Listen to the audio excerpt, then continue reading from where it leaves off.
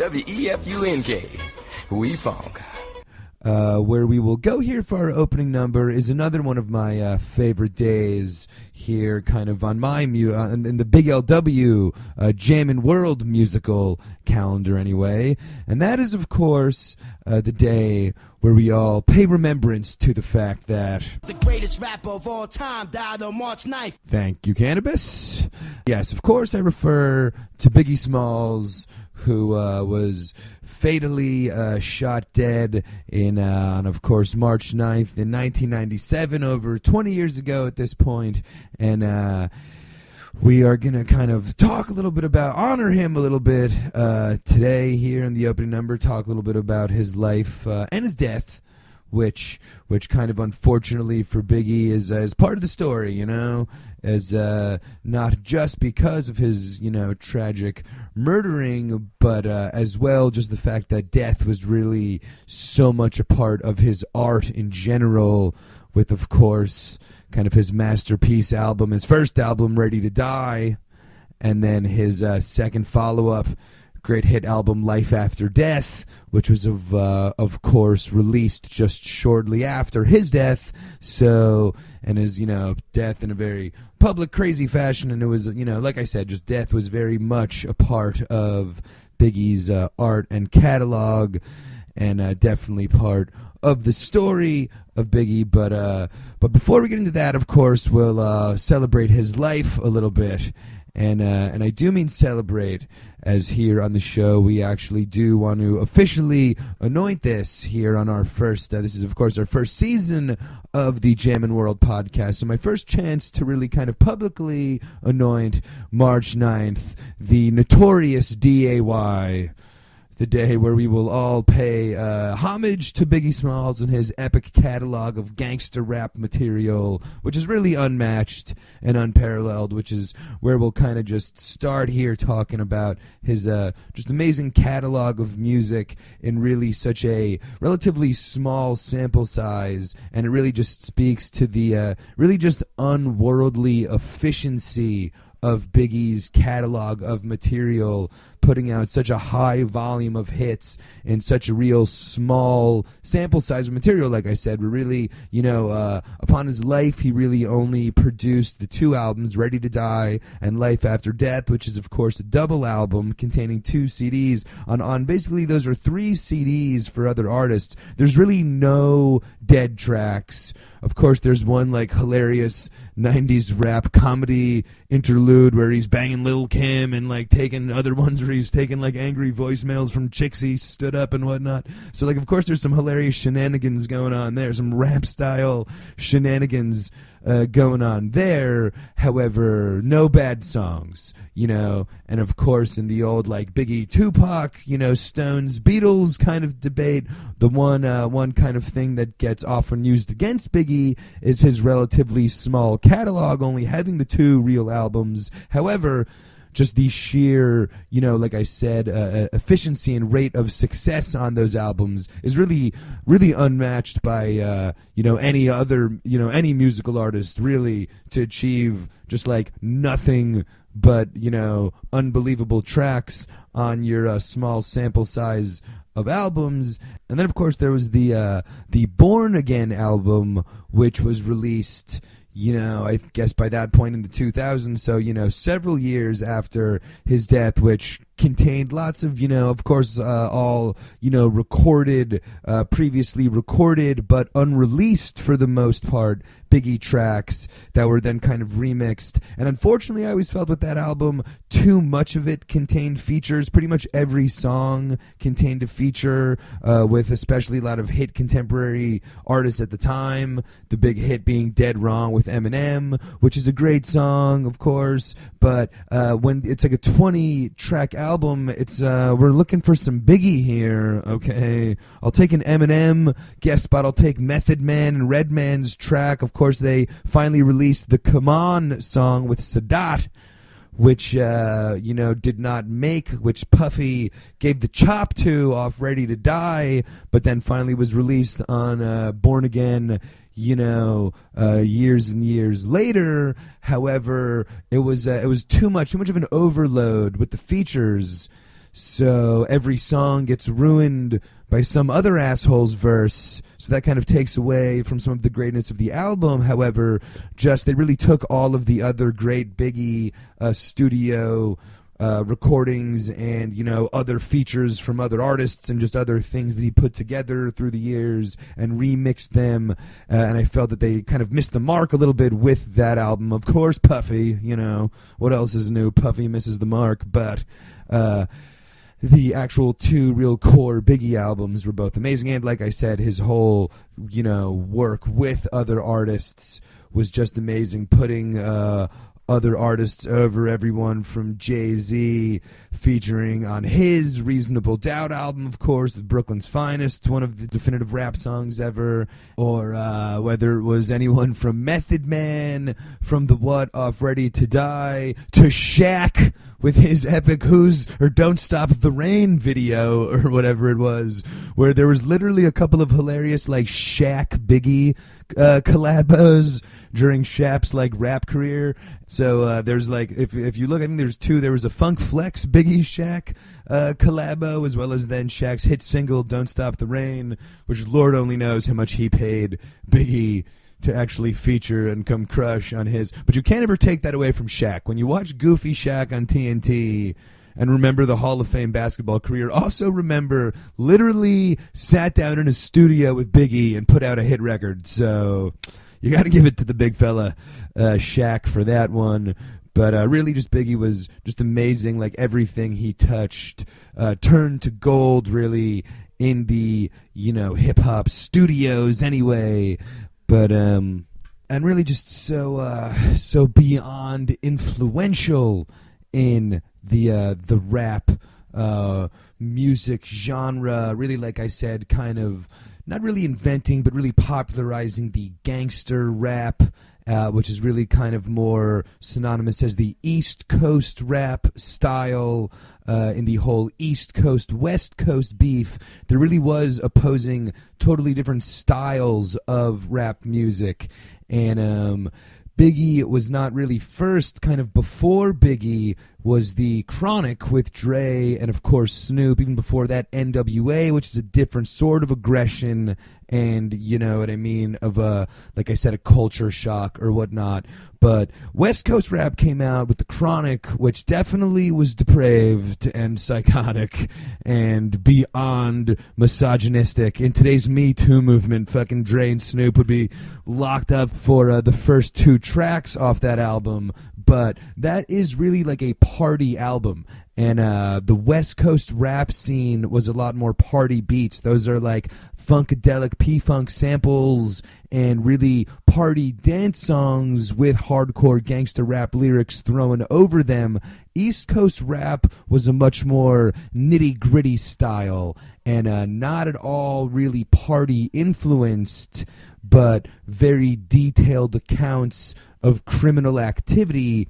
And you know, that's really kind of what Biggie brought to the table, was such detailed accounts of criminal lifestyle. And I always referred to it as Goodfellas rap, where it really kind of takes you. Goodfellas is a great example of taking you inside the culture of the mafia. It really gives you that kind of feel of what it's like.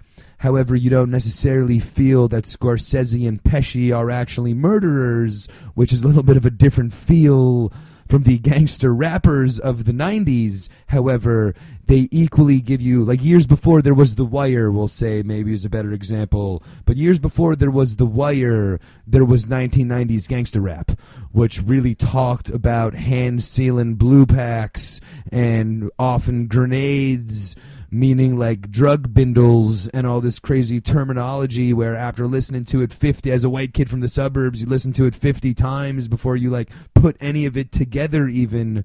But it was, like I said, just such a different culture and world that it was so fascinating. And then the music itself was so amazing that it really somehow trickled into the mainstream, which is kind of one of Biggie's real success, was taking that East Coast rap and turning it into like a mainstream popular thing, where Players Anthem was like a #1 hit somehow, only because Biggie was so talented and unbelievable, but it's really, crazy, psychotic world that Biggie exclusively dealt with in his art, So it was a real, impressive way that he could kind of humanize that activity. And then as well, the other kind of huge influence that Biggie had kind of more towards his second album, but even a lot of it on Ready to Die, was what became really kind of the popular rap, I guess, after Biggie's death, but the whole, what I refer to as receipt paper rap, which is where you just talk about all the cool shit you buy and all the cool shit you do, which really became kind of ruined rap in the later years with the whole nobody could make an album without rhyming bub and club. But really, Biggie invented that whole Moet, Sean, Don, and rhyming about all of the cool clothes and expensive shit that he drank. That was all Biggie, and really nobody else was doing it like him before. However, everybody did it afterwards, and Biggie even had a line, referring to the fact that every other rapper after him's first album sounded like Biggie's second album, where they took home Ready to Die, listened, studied shit, and then put out the album. But that was Biggie's first album, and everybody else came on the scene, ramming glitz and glam, talking about how successful they were, where Biggie first put out the street album of how he got there before the overindulgence with all of the cool shit that he owned started coming out. But as well, Biggie really kind of, did start that whole genre of rap. As well, I felt the other kind of genre that became real big after Biggie's death was the Dirty South kind of rap, just whole schemography of crazy fast-paced, lot of word kind of thing. I really always felt Biggie put that whole genre, to use a wrestling term, but really put that genre over in a lot of ways with the Notorious Thugs, Bone Thugs and Harmony track off of his Life After Death album, which is really one of my favorite tracks on that whole album, and just such an amazing, so amazing to see Biggie just totally change genre and crush Dirty South, which at that point you'd never even heard before, but still the greatest Dirty South rap verse ever is Biggie on Notorious Thugs. As well, something I always laugh about now, but in the world of Chance the Rapper and all of these other, auto-tuned rap and all that other shit that Kanye and Kendrick get into and love, but as well that really all started with Biggie's Playa Hater. And with no auto-tune and with no Nate Dogg, Biggie was not above singing melody on tracks, and Biggie really, of course he as well was really, involved, especially early on with the whole Bad Boy record label, but involved in the R&B scene, working with Mary J. and 112, and, like I mentioned, the whole Bad Boy affiliation was a lot of other R&B artists, so Biggie lived in the smooth R&B world as well, but there was not a genre of rap, and that was also one of the other great things about any Biggie feature, like I was mentioning, but he can really mold and adapt to any other style so well, where a guy like Eminem, who's an amazing rapper, kind of always sounds like Eminem. If Biggie's rapping with Outkast, he's going to out Andre 3000, and if he's rapping with, Mobb Deep, he's going to out Prodigy, and I don't know if he can out Nas, because Nas is also the shit, but you get my point. Biggie would definitely, more than any other rapper, would mold and adapt to the different styles, and really helped popularize so much different aspects of rap and different genres of rap, and really just such an amazing impact and legacy he left, again, like I said, through not only his catalog of material, but his impact and obvious influence on every other artist, as of course everybody knows. The greatest rapper of all time died on March 9th. Thank you. But that's his life, like I mentioned, and his epic work of art in the industry. However, the other very sad part of the story is, of course, his death, his tragic death, being, of course, shot down in Los Angeles after the whole public East Coast, West Coast beef, and a couple years, of course, after the Tupac murdering, and now on March 9th of 1997 on a Los Angeles promotional tour for the upcoming album, Biggie Smalls shot dead in the streets of L.A., in a very sad day, in a day which I always really felt was the official end of the 90s in my book. And of course, the 90s officially ended a couple of years later in hilariously anticlimactic fashion with Y2K, where, if you all remember, the world was gonna end because the computers didn't line up. I don't know. I never really understood. I was a kid. I was stupid. I didn't quite grasp why the world was gonna fucking blow up. But I understood that now I had to watch Matrix DVDs sitting on fucking cases of water at my stupid friend's house because his dumb mom stocked up for the post-Armageddon world of Y2K. But that was the decade of the 90s. The 90s of the 90s ended on that night in Los Angeles when Biggie was shot down. And of course, by the 90s, I refer to the 90s, the Generation X, Attitude Era, MTV world of the 90s.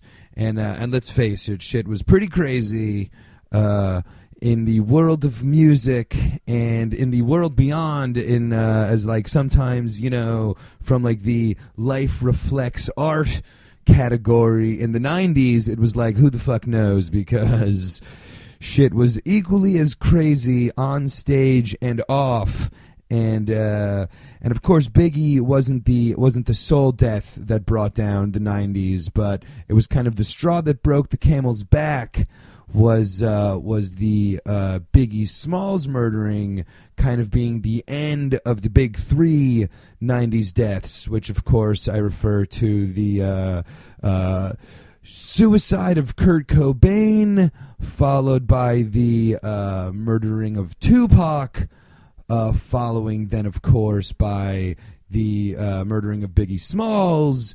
And with those three, we're talking in the span of a couple of years, the definitive faces of the 90s and of their genres of music were all gone just as fast as they came, as well, as it was such a meteoric crash of culture to hit in the 90s, and then kind of, just as fast they were all gone. But we're literally talking the Elvis Presley of grunge music and the Rolling Stones and the Beatles of rap are all, gone within just a couple of years from each other, and all really totally unabashedly involved in the lifestyles that eventually led to their deaths. You know what I mean? They were all very publicly,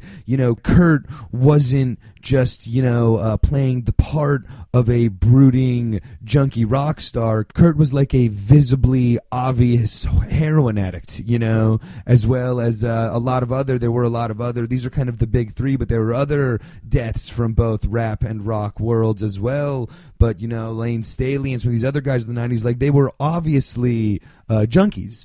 and Biggie and Tupac were involved in this public East Coast, West Coast beef where they're talking about guns and gangster lifestyles, and it wasn't a joke, you know. It was they weren't just two guys that, like, Tupac wasn't just a dude that had a live by the gun, die by the gun tattoo. These were like real life gangsters. Biggie really was a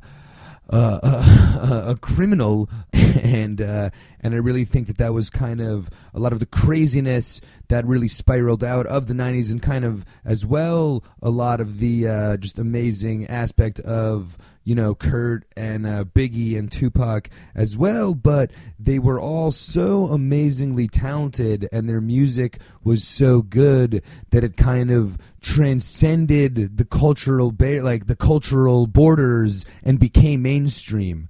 And I don't think the world is like a place where Biggie Smalls should be mainstream, and Nirvana should really not be mainstream. Like, Biggie Smalls is punk rock. That's like supposed to be like a subculture. That's Frank Zappa territory we're talking, not, you know, the top of the charts. And when you look at the 1995 Grammys, you know, the pop music, everybody on stage, it's all junkies and drug dealers, you know, and we're talking the real deal, you know, and it kind of spilled into the mainstream, and that's kind of where I talked about life imitating art. It was as well just a crazy time in the world where, you know, the number 1 and 2 rappers were publicly threatening to kill each other.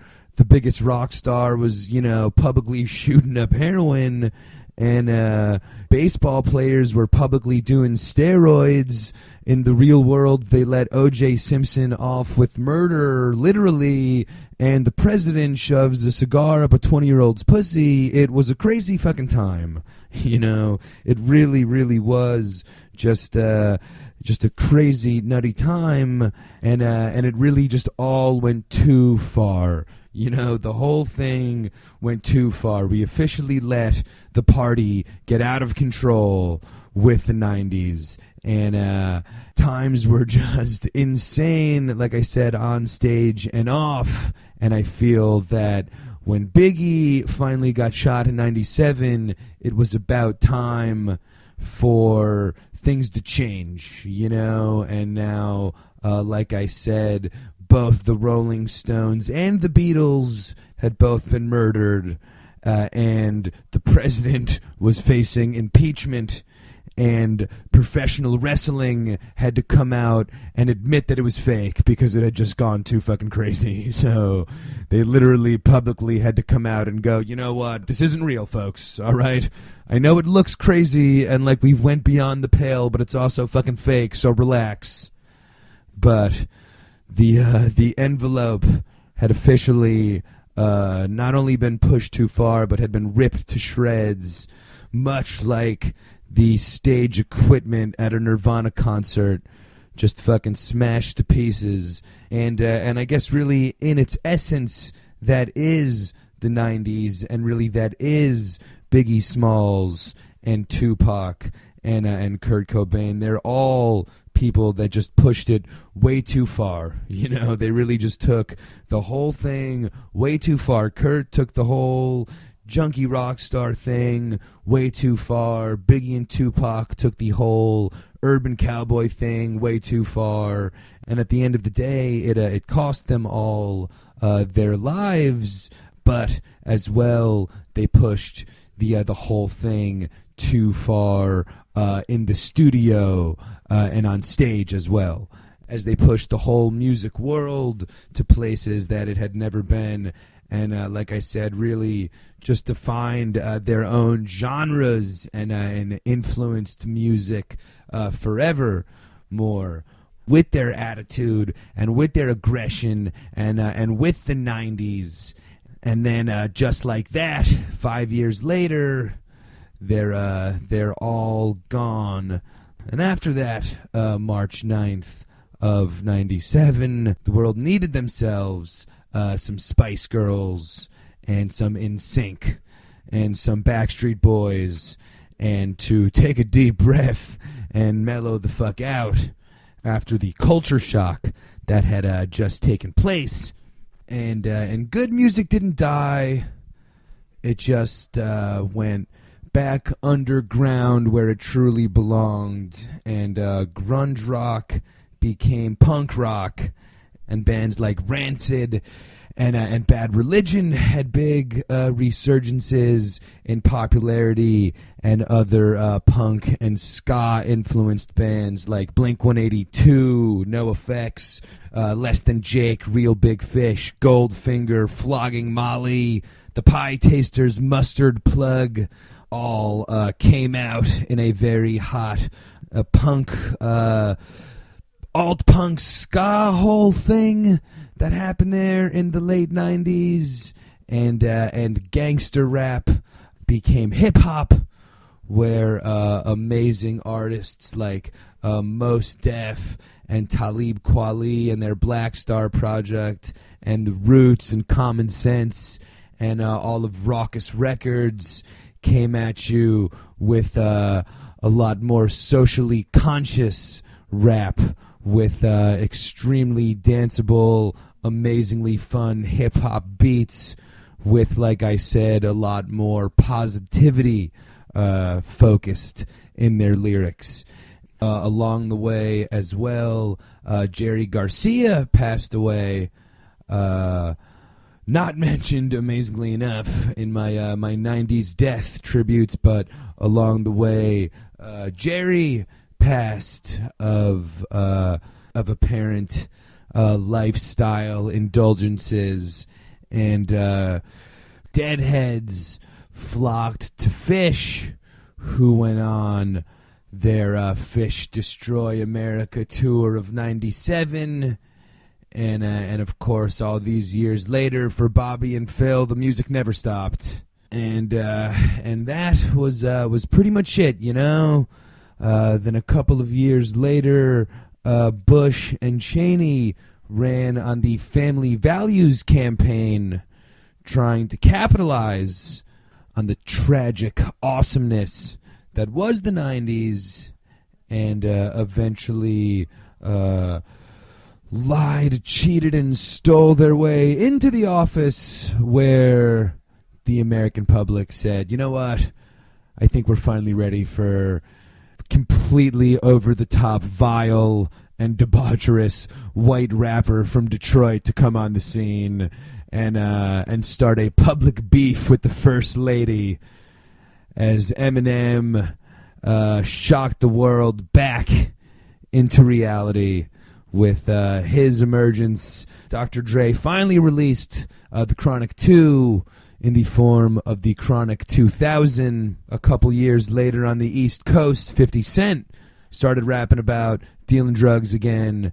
And in New York as well, bands like The Strokes helped Jack White and the White Stripes and the Killers bring the rock back.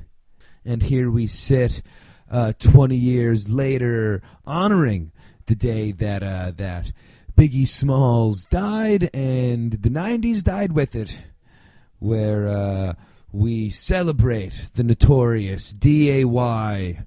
here on Big LW's Jammin' World podcast, and in special celebration of the Notorious D.A.Y., our first annual Notorious D.A.Y. celebration. Cause the greatest rapper of all time died on March 9th. That's right, Cannabis. And if you've been wondering where Cannabis has been since the 90s, he's been in my closet waiting for me to do this podcast so he can say, cause the greatest rapper of all time died on March 9th. Exactly. And with that, I want to make the very exciting special announcement that in conjunction with the Notorious D.A.Y. on March 9th, I will be releasing a very special Notorious D.A.Y. playlist here on the SoundCloud, featuring all of your favorite, well, not all of you, but most of, or a whole shit ton of your favorite Biggie tracks. You can't fit them all onto one SoundCloud file, folks. So we are going to be debuting our first ever Big LW Jammin' World podcast playlist. Big F! WEFUNK. We funk.